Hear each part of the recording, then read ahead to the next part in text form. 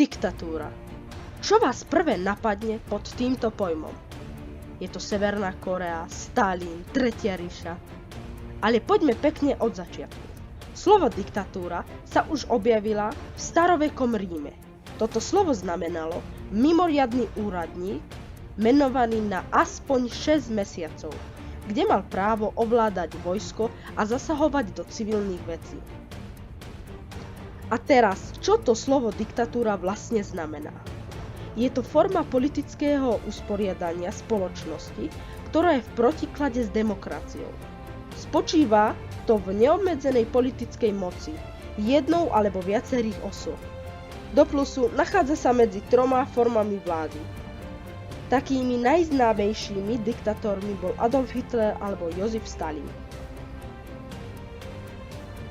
V dnešnej dobe máme aj diktatorské štáty, ako napríklad Severná Kórea, Vietnam, Čína, takže viem, kam na dovolenku určite nepôjdem.